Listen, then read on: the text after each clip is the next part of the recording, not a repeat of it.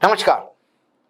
स्वागत है आपका द न्यूज लॉन्चर पर। मैं हूं अशोक वानखड़े, लेकर आया हूं आपका अपना कार्यक्रम द डायरेक्ट हिट। बड़े मुश्किल से 16 घंटे के डिबेट से अपने आप की गर्दन सरकार ने छुड़ा ली। पामिलियन मीडिया के भरोसे ही छुड़ा ली।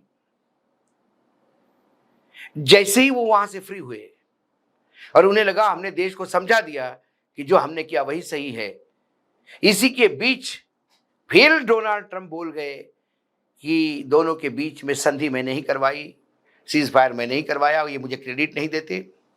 और एक उन्होंने आर्थिक बम फेंक दिया और कहा कि 1 अगस्त से भारत पर जो भी भारत से माल आयात होगा अमेरिका में, जो भारत का निर्यात होगा अमेरिका को, उस पे 25% की ड्यूटी होगी। लेकिन ये डायरेक्ट हिट का सब्जेक्ट नहीं है। मैं बता रहा हूं कि बीजेपी सभी दूर से घिरी हुई है, वर्तमान सरकार सभी दूर से घिरी हुई है, संग सुन नहीं रहा है। इधर पार्टी में कुछ लोग प्रधानमंत्री को सीरियसली नहीं लेते। जब भाषण चल रहा था तब सोते हुए, आज बहुत सारे लोगों के फोटो आए, सोते हुए आते हैं। जो समर्थक है उलूल जुलूल बात करके प्रधानमंत्री को फंसवाते हैं। डोनाल्ड ट्रंप ने अमेरिका से तकलीफ देना शुरू कर दिया है। विन विन पोजीशन बोलने वाले हमारे पीयूष गोयल जी अब इधर उधर जगह ढूंढ रहे हैं कि अब भारत की अस्मिता को कैसा बचाया जाए। इसी बीच में जो भारतीय जनता की वर्तमान भारतीय जनता पार्टी, जो 2014 के बाद जो बदली हुई भारतीय जनता पार्टी है, जिसके लिए न्यू नॉर्मल है कि हर चुनाव जीतना है, इस नए भारत में नई भारतीय जनता पार्टी, नरेंद्र मोदी की भारतीय जनता पार्टी या गुजराती ऑक्युपाइड भाजपा यदि हम ये कहें, तो उसका फोकस बिहार के चुनाव पे है। क्योंकि बिहार के चुनाव में इतने खेल हो रहे हैं और हम बार बार बोलते हैं कि बिहार के चुनाव भाजपा के लिए क्यों महत्वपूर्ण है। एक बिहार और एक बंगाल, यही 2 राज्य रहे हैं जहां उन्हें लगता है कि उनको किसी के भरोसे जाना पड़ता है। ओडिशा अपने कब्जे में है, आसाम अपने कब्जे में है, नॉर्थ ईस्ट अपने कब्जे में है, उत्तर प्रदेश तो उनके भरोसे है, मध्य प्रदेश, छत्तीसगढ़, राजस्थान, सब जगह वो व्याप्त है। बिहार में उनको अपने बलबूते पे सरकार बनानी है और उसके लिए भाजपा चटपटा रही है कि अपना मुख्यमंत्री बिहार में कब होगा। अब नहीं तो कब नहीं, इसी तर्ज पर यह बिहार का विधानसभा चुनाव लड़ाया जाएगा। उधर जो मुख्य सेनापति है सत्ता पक्ष का, चुनाव आयोग, उसने जो अभी तक खेल कहे, जहां मतदाता बढ़ते थे और भाजपा चुनाव जीतती थी, वो खेल एक्सपोज हो गया। महाराष्ट्र में एक्सपोज हो गया, हरियाणा में एक्सपोज हो गया। खेल शुरू हो ही गया था कि बंगाल में ममता दीदी ने बता दिया कैसे इधर के उधर वोटर ट्रांसफर हो रहे हैं। नया तीर निकला तर्कश से, और तीर यह है कि अब मतदाता बढ़ाएंगे नहीं, मतदाता घटाएंगे। SIR और मतदाता घटाएंगे। किसके घटेंगे? जिससे भाजपा जीतेगी।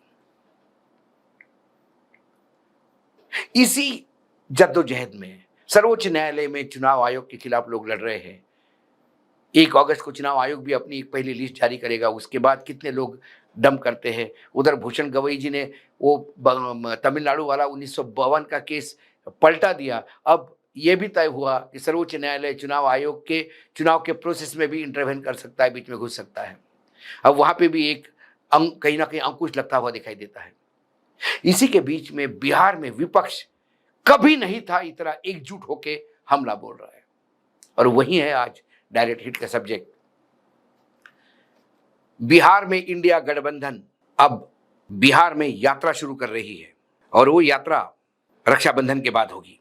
बिहार में महागठबंधन यानी इंडिया गठबंधन ने आगामी विधानसभा चुनाव को देखते हुए राज्यव्यापी यात्रा निकालने का ऐलान किया है। यह यात्रा रक्षाबंधन के बाद शुरू होगी और सभी मंडलों को कवर करेगी। राहुल गांधी इस यात्रा में शामिल होंगे।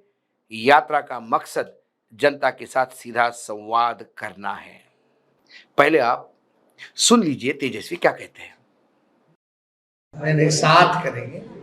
इंडिया अलायंस के सभी राष्ट्रीय स्तर के नेता यहाँ होंगे।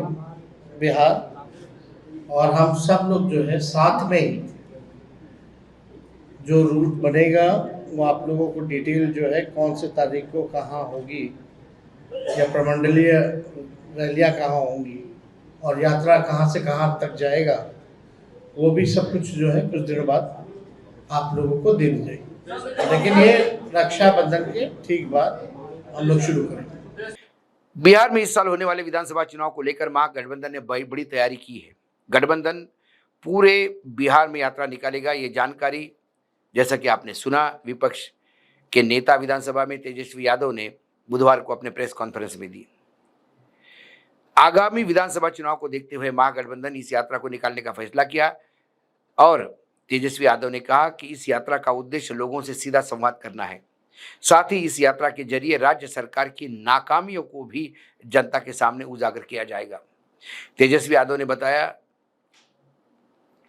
और ये जानकारी दी कि इस यात्रा में लोकसभा के नेता प्रतिपक्ष राहुल गांधी भी शामिल होंगे। इंडिया गठबंधन के बाकी भी बड़े नेता इस यात्रा में शामिल होंगे।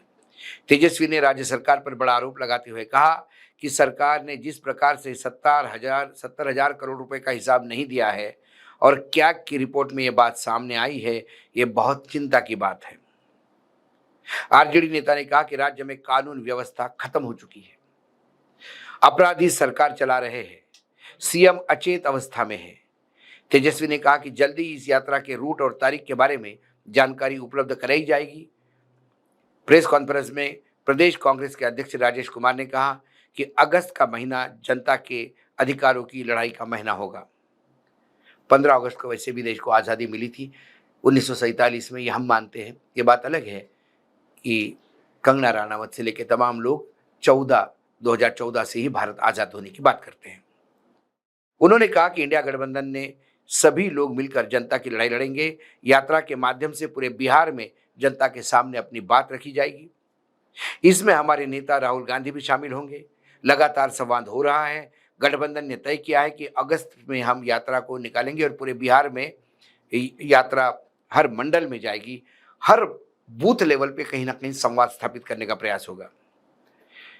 तेजस्वी यादव ने कहा कि मैंने 17 महीने की सरकार में जो स्वास्थ्य मंत्री रहते, आशा और ममता कार्यकर्ताओं की प्रोत्साहन राशि बढ़ाने का प्रक्रिया शुरू कर दी थी, जो अंतिम स्टेज में थी, लेकिन तब तक सरकार और मुख्यमंत्री ने पलटी मार गए। ये निकम्मी एनडीए सरकार उस पर 2 साल कुंडली मार के बैठी रही। अब आखिरकार इन्हें आशा और ममता कार्यकर्ताओं को प्रोत्साहन राशि बढ़ाने की हमारी इस मांग के सामने भी झुकना पड़ा। तेजस्वी ने अपने पोस्ट में कहा कि यह सरकार की चालाकी करते हुए हमारी इस मांग को पूर्ण रूपेण लागू नहीं किया। इनको प्रोत्साहन राशि नहीं बल्कि मानदेय मिलना चाहिए। हम इन्हें मानदेय देंगे।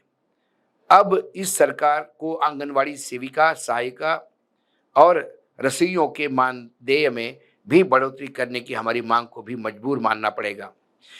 इसके पहले हमने न्यूज़ लॉन्चर पे एक शो किया था कि कैसे एक ट्रेंड इस डबल इंजन की सरकारों ने शुरू किया है कि चुनाव में जाने के पहले बहुत सारी घोषणाएं कर देते हैं और उनमें से कुछ घोषणाओं का क्रियान्वयन कर देते हैं। जहां कैश ट्रांसफर है, पैसा बढ़ोतरी है, तो लोगों के हाथ में जब पैसा आने लगता है तो लोगों को लगता है कि अभी तो चुनाव होने में 2 महीने बाकी है, लेकिन इसके पहले ही यदि इन्होंने देना शुरू कर दिया तो चुनाव में आने के बाद तो ये और ज़्यादा बढ़ेगा। जैसे महाराष्ट्र में एकाएक 10 योजनाएं घोषणा शुरू हो गई। उसमें लाडली बहन योजना के तहत 1500 रुपये महिला को मिलने लगे। जो महिला मांगती उसको देते गए, क्योंकि तब सिर्फ चुनाव जीतने का लक्ष्य था। और यह बोला गया कि चुनाव जीतने से हम इसको 21 रुपये करेंगे। चुनाव जीतने के बाद जिन महिलाओं को लाडली बहना का पैसा मिल रहा था, उन पे फिर कसावट होना शुरू हो गई। नए नए क्लॉजेस आना शुरू हो गए और पता पड़ा कि करीब करीब 50 से 60 लाख महिलाएं इससे हटाई गई लिस्ट से। 21 रुपए देने की बात हुई थी 1500। हमारी जो महिला बाल विकास मंत्री है तटकरे, वो बार बार कहती है कि 21 रुपए के लिए हम मना थोड़ी कर रहे हैं, जब पैसे की व्यवस्था हो जाएगी तो देंगे। बिना पैसे की व्यवस्था किए उन्होंने दनादन योजनाएं शुरू की महाराष्ट्र में, जिसके चलते 4 योजनाएं कल ही रद्द की गई कि नहीं है सरकार के पास पैसा।